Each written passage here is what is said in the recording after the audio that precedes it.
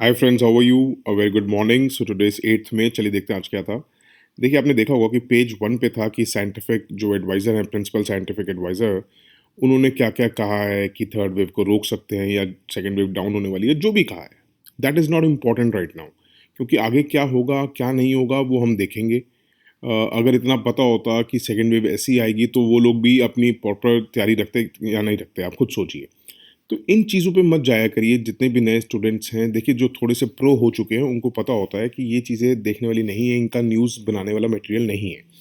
अब इनके अंदर आपको एक अंदर क्यूरोसिटी होनी चाहिए कि इसके अंदर से मैं क्या क्वेश्चन निकल सकता है। तो देखिए, प्रिंसिपल साइंटिफिक एडवाइज़र 2-3 बार 4 बार आप देख रहे होंगे, हर थोड़े टाइम बाद न्यूज़ में आते रहते हैं। तो क्या होता है कि यूपीएससी वाले ये देखते हैं कि भैया ये चीज़ पढ़ रहा है, तो इसका आपने देखा होगा कि लोग कहते हैं कि न्यूज़पेपर तो हम अच्छी तरह पढ़ते हैं, बट हम पेपर में अटेम्प्ट नहीं कर पाते आंसर। फ़र्क क्या आता है? सिर्फ़ यही आता है। जैसे प्रिंसिपल साइंटिफिक एडवाइज़र के बारे में चल रहा है, तो आपको ये होना चाहिए कि प्रिंसिपल साइंटिफिक एडवाइज़र क्या होता है? कौन है का मतलब नहीं मेरा ये है कि कौन है, ये इस टाइम कौन है। अब ये देखिए, यूपीएससी में ये करंट में 10 साल से ऐसे क्वेश्चन्स नहीं आते हैं कि इस टाइम प्रेज़ेंट साइंटिफिक एडवाइज़र कौन है। तो ये छोड़ दीजिए टेंशन। आपसे पूछ सकते हैं कि प्रिंसिपल साइंटिफिक एडवाइज़र क्या है? पीएमएसटीआईएसी क्या है, फर्स्ट प्रिंसिपल साइंटिफिक एडवाइज़र क्या था। तो ये चीज़ें होती हैं कि जिसको आपको निकालना होता है क्वेश्चंस में से, जो हम आपको निकाल के दे रहे हैं। इसलिए मैं आपको कहता हूँ कि आपको एक जनरल वे में न्यूज़पेपर पढ़िए। आपको न्यूज़पेपर से नोट्स बनाने की ज़रूरत नहीं है, क्योंकि मैं जानता हूँ कि जो नए बच्चे होंगे उनके लिए बड़ा मुश्किल होगा कि अगर वो ये न्यूज़ पढ़ेंगे, तो वो मैं नहीं सोचता कि वो सोच रहे होंगे कि मैं समझूँ कि प्रिंसिपल साइंटिफिक एडवाइज़र कौन होता है, कब ये ऑर्गेनाइजेशन शुरू हुई, फर्स्ट प्रिंसिपल साइंटिफिक एडवाइज़र कौन था। और अगर किसी-किसी का दिमाग चलता है ऐसी चीज़ों में, तो बहुत अच्छी बात है। बट आपको यही निकालना चाहिए कि इसमें से प्रिंसिपल। तो इसके लिए आप रेफ़र कर सकते हैं 4th फ़रवरी का लेक्चर। इसमें हमने डिटेल में डिस्कस किया था कि प्रिंसिपल साइंटिफिक एडवाइज़र कब शुरू हुआ, उससे पहले ये क्या कहलाते थे, फर्स्ट प्रिंसिपल साइंटिफिक एडवाइज़र कौन था, पीएमएसटीआईएसी क्या है, मतलब principal prime minister science, technology and initiative advisory council क्या है। अब इतना पढ़ेंगे ना, तो आपको देखना होगा कि पीएमएसटीआईसी कुछ मिशंस हैं। उनको आपने डिटेल में नहीं पढ़ना कि मिशन कौन-कौन से हैं, बट ब्रॉडली आपको ये देखना होगा मिशंस कौन-कौन से हैं। तो ये सब कुछ आपको 4th फ़ेब के लेक्चर मिल जाएगा। तो आप उसमें से नोट्स बना लीजिए अपने। This is important for prelims only, ठीक है? तो मेंस में आप इसके नोट्स ना बनाइएगा, प्रीलिम्स में बनाइएगा। उसके बाद एक एडिटोरियल पे आपने देखा होगा कि डब्ल्यूटीओ ट्रिप्स वेवर, जिसमें आपने देखा होगा पूरा आर्टिकल आया हुआ है। कल भी दिखा था कि यूएस ने अब सपोर्ट करना शुरू कर दिया है। देखिए, अभी सपोर्ट करने से कुछ नहीं होता है, क्योंकि डब्ल्यूटीओ में जो भी डिसीजन होता है वो कंसेंसस से होता है, वोटिंग से तो होता नहीं है। कभी भी कुछ यूरोपियन कंट्रीज़ हैं, आपने देखा होगा नॉर्वे भी बल्कि शामिल हो गई है, जो अपोज़ कर रहा है। बिल गेट्स भी अपोज़ कर रहा है इस चीज़ को, वेवर नहीं होना चाहिए। दो he is known as good person, की जो बहुत दान देता है, फिलैंथ्रोपिस्ट है, बट तब भी वो इस चीज़ को अपोज़ कर रहा है। और हमें ये देखना होगा कि उस टाइम क्या डिसीजन लिया जाता है। उससे पहले अभी तक के लिए अगर आप देखेंगे, तो 28 अप्रैल को जो हमने डब्ल्यूटीओ किया है, दोहा डिक्लेरेशन क्या है, उसके बाद कंपल्सरी लाइसेंसिंग क्या है, क्या होता है वेवर में, क्या इंडिया साउथ अफ्रीका डिमांड कर रहा है, क्या वो क्यों अपोज कर रहे हैं, ये सारा आपको 28 अप्रैल के लेक्चर मिल जाएगा, उसको देख लीजिएगा। उसके बाद जीनोम सीक्वेंसिंग के बारे में था, थोड़ा सा एक दो एडिटोरियल्स में भी था। राहुल गांधी जी भी कहते दिख रहे हैं। तो ये 2-3 बार आज की न्यूज़पेपर में मेंशन्ड है। अगर आपको जिसको नहीं पता है व्हाट इज़ जीनोम सीक्वेंसिंग, जिसको जानने का मन है वो 9th अप्रैल का लेक्चर सुन सकता है, जिनको पता है वो रहने दीजिएगा। सॉरी, पेज 13 पे था मिस्टर नाशीद के बारे में। आपको पता है एक बॉम्ब ब्लास्ट हुआ है, जो इसमें फॉर्मर प्रेसिडेंट उनके घायल हो गए हैं, and he is very serious. तो इसमें आपको थोड़ा-सा मैं आपको एक ओवरव्यू दे रहा हूँ, उसमें कुछ बड़ी बात नहीं है। आपको मतलब उनके लिए बहुत बड़ी बात है, एक एक्स प्रेसिडेंट के ऊपर हमला होना। यूपीएससी के लिए it's not so important, but वैसे ही आपको एक जनरल उसमें बता रहा हूँ कि मालदीव्स के फर्स्ट डेमोक्रेटिकली इलेक्टेड प्रेसिडेंट थे। क्लाइमेट चेंज हीरो थे। आप लोगों जो नए हैं उनको नहीं पता होगा, उस टाइम तो वो बच्चे होंगे। इन्होंने बल्कि ना अंडर वाटर भी एक बारी समिट रखी थी अपनी पार्लियामेंट की, तो इसलिए बहुत ज़्यादा इनका नाम हुआ था। इन्होंने क्लाइमेट के लिए बहुत कुछ किया था।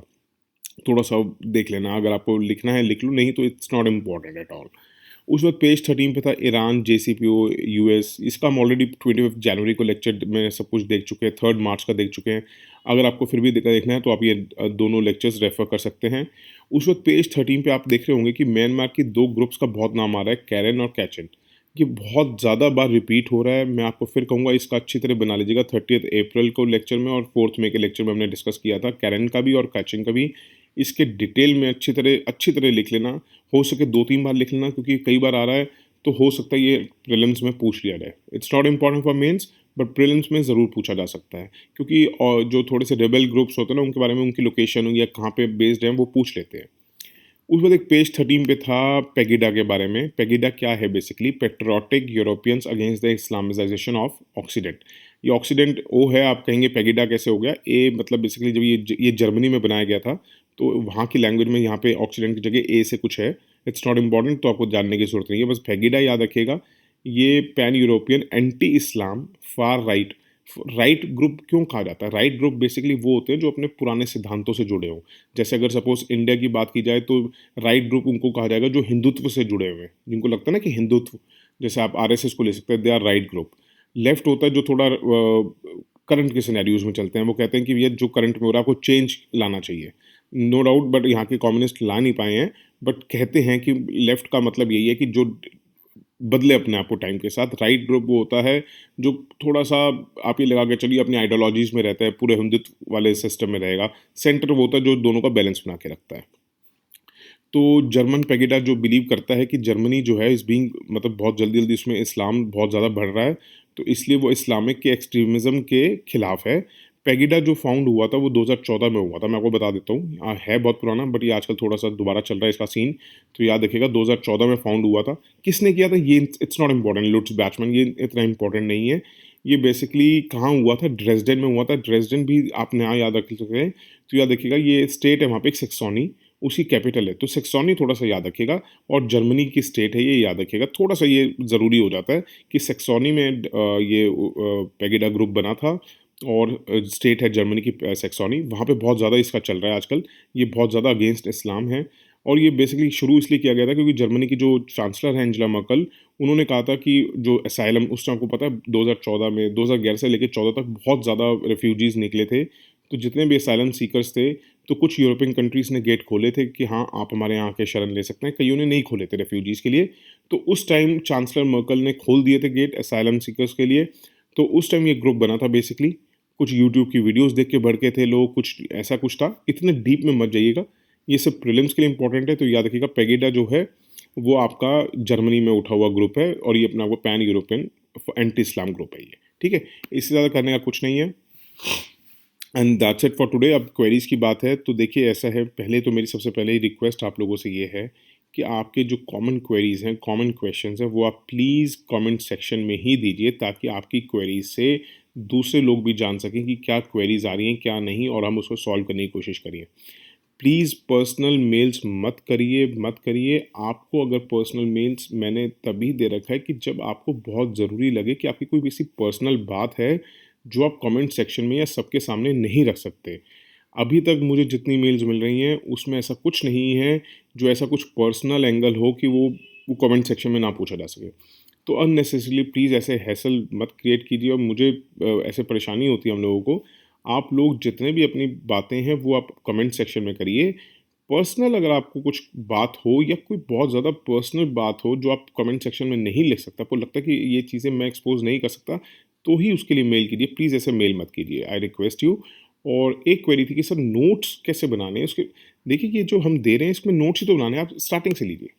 क्या आपको इसमें नोट्स क्या बनाना है? इसमें से मतलब अगर पेज 1 में आपकी रेफरेंस के लिए लिख रहा हूँ, नहीं तो आपने सिर्फ प्रिंसिपल साइंटिफिक एडवाइज़र के ऊपर जो 4 फेब का लेक्चर पढ़ेंगे, उसको आपने देखना है, दैट्स इट। उसका आपने अपने प्रीलिम्स की डायरी बना लीजिए, उसमें ये जैसे हमने प्रिंसिपल साइंटिफिक एडवाइज़र पीएमएसआईसी का पूरा दे रखा है, उसका नोट्स बना लीजिए। संडे टू संडे उसकी रिवीजन करिए, आपको याद हो जाएगा, उससे ज़्यादा कुछ बनाना नहीं है। अब आज के टाइम में अगर मैं देखूँ तो आज के लिए मेंस के लिए कुछ भी नहीं था।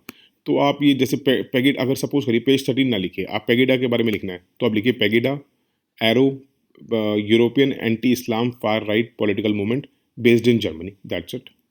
सुन आपने लिया, आपको समझ आ गई, ये लिख लिया आपने, ये आपके लिए प्रेरेंस के लिए हो गया।